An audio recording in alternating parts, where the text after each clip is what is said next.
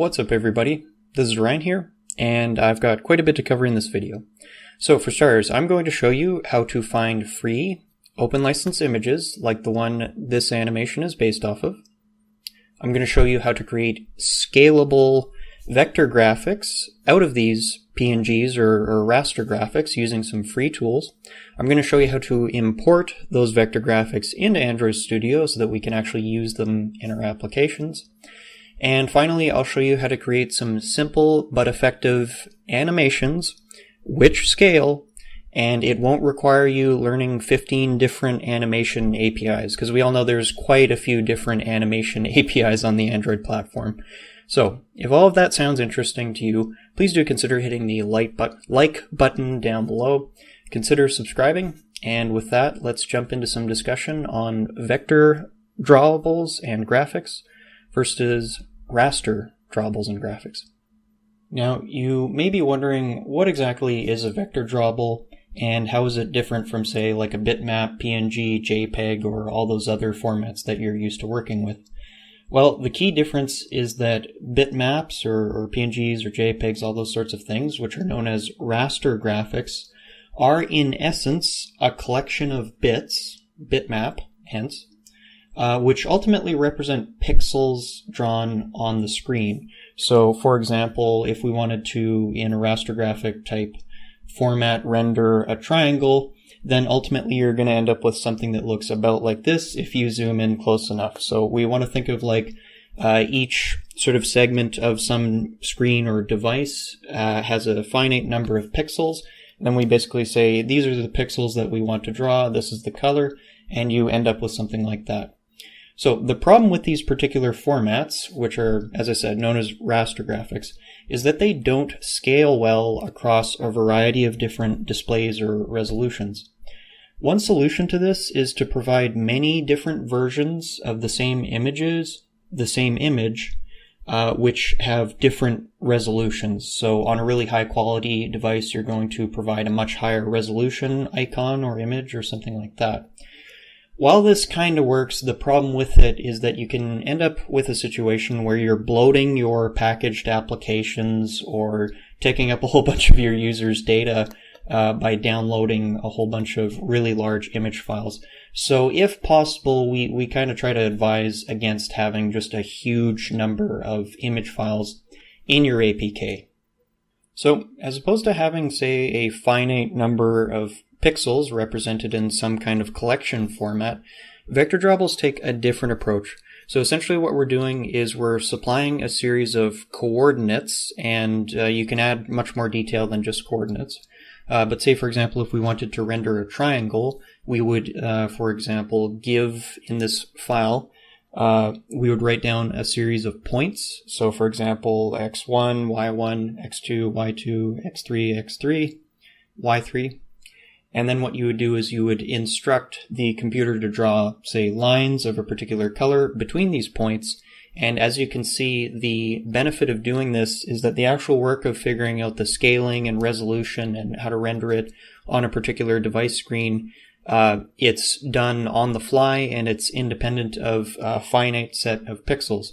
So that's a big fancy way of saying it makes it scalable. It's basically like saying, hey, here's what I want you to draw. And then the computer basically figures out the mathematics of doing all the scaling and stuff like that. The end result is that you get images, one image file, which can be rendered for basically almost any kind of screen size or zoom level or things like that.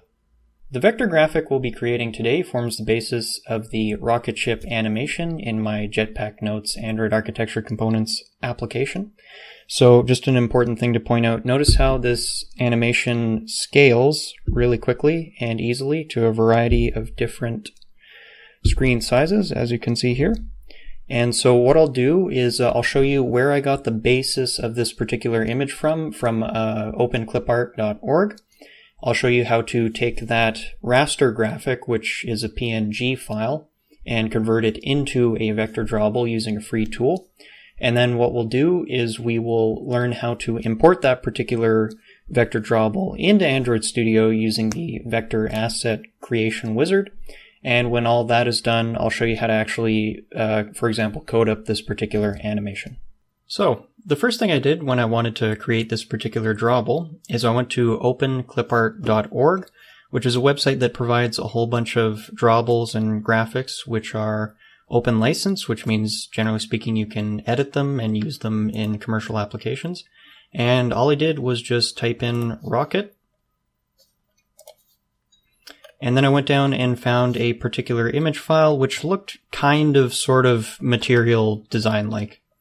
Now, I did my own editing using the GIMP free photo editing tool, and so I won't be showing you that process because this isn't an image editing tutorial, but just so you're aware, I basically edited the image so that it fit the color scheme of my application, and then I created 3 different versions of the drawable, which allows me to actually loop between them, and that's what creates the actual animation.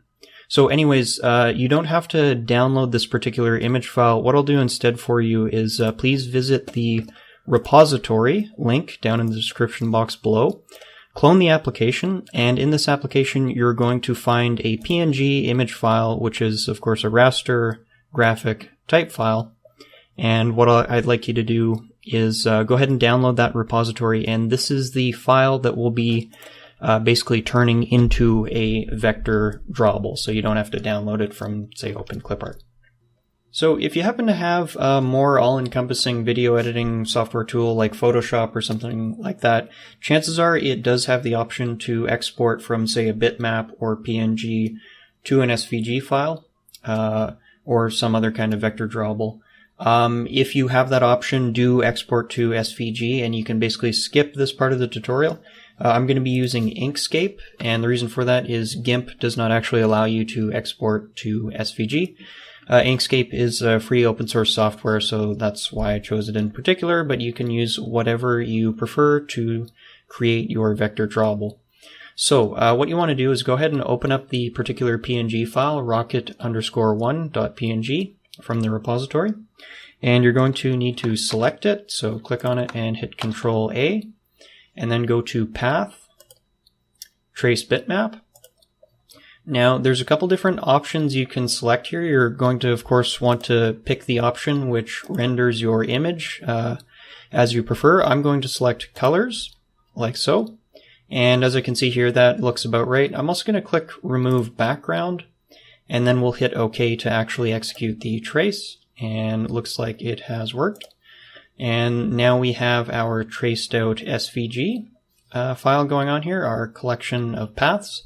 And the last thing we need to do is go to File, Save As, and you can just save it right into the same drawable folder that you grabbed the PNG file from. I'm going to name it the same thing. Just make sure that for the Save As type thing you have selected here, you're going to want to pick Inkscape SVG.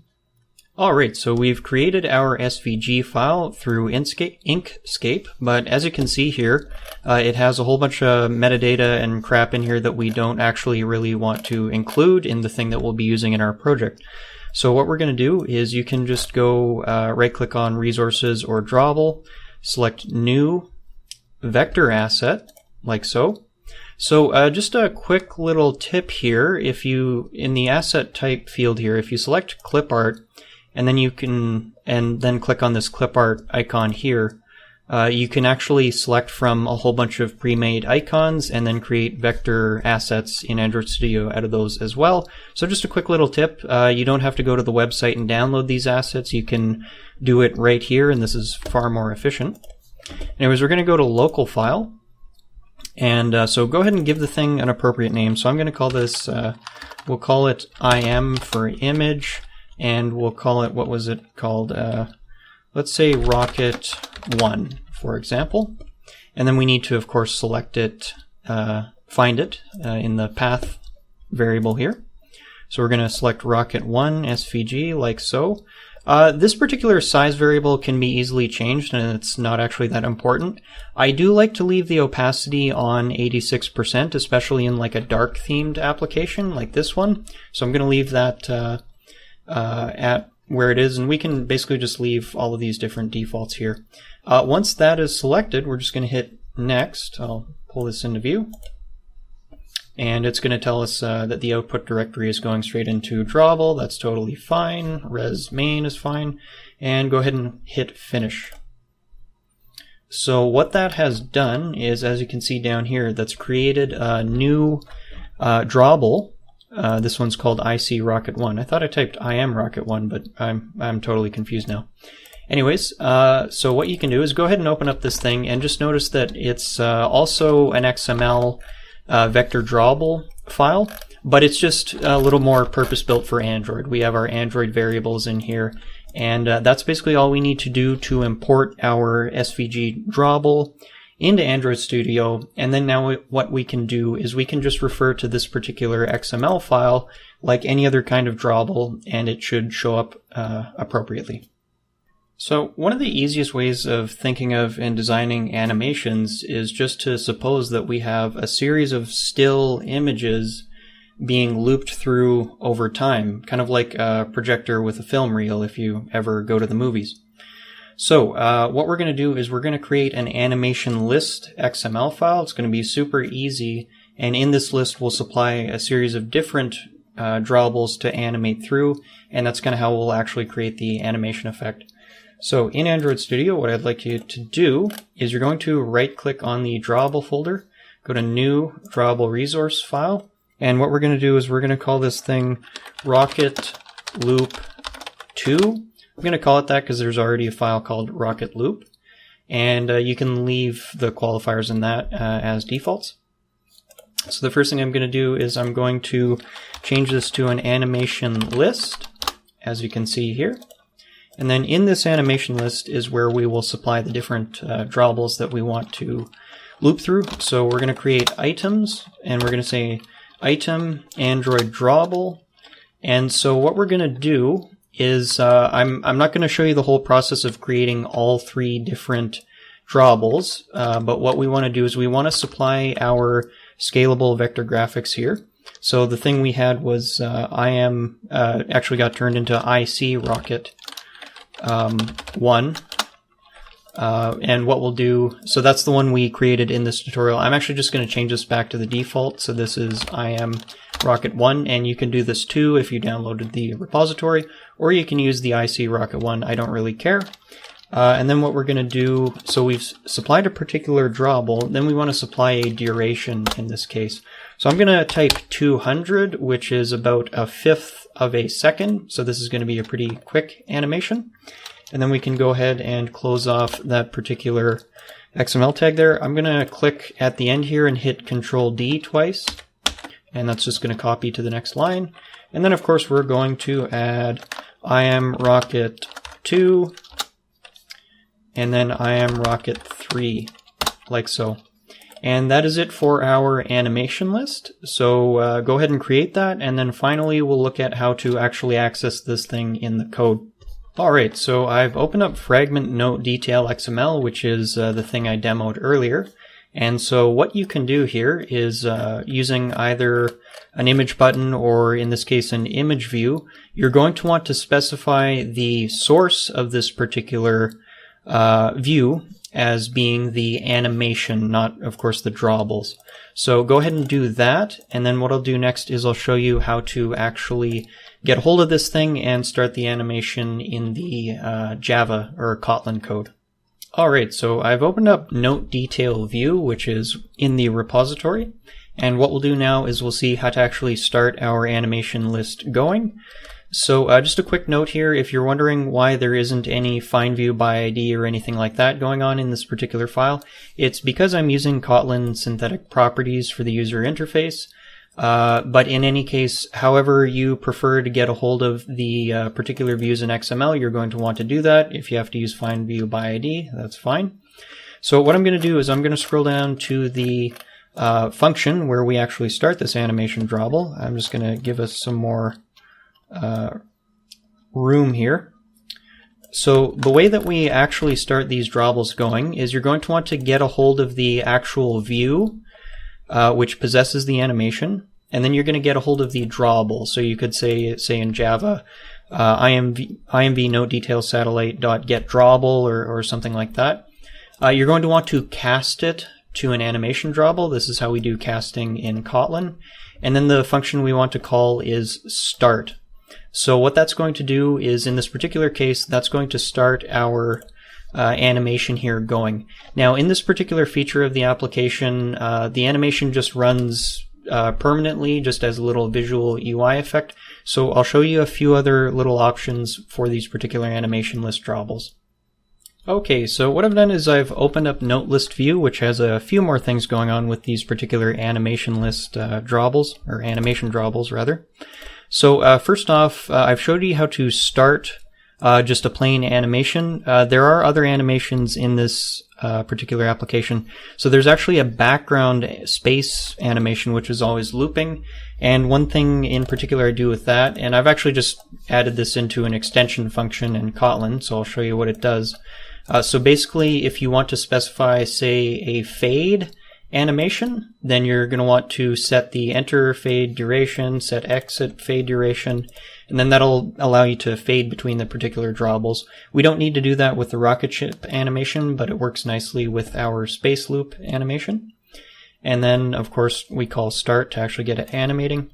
Now, in this particular feature, depending on what goes on, we do need to actually stop the animation. So when you want to do that, again, you're going to want to cast the drawable of the view that possesses the animation, and then you just want to call stop, as we see here. So that's basically it.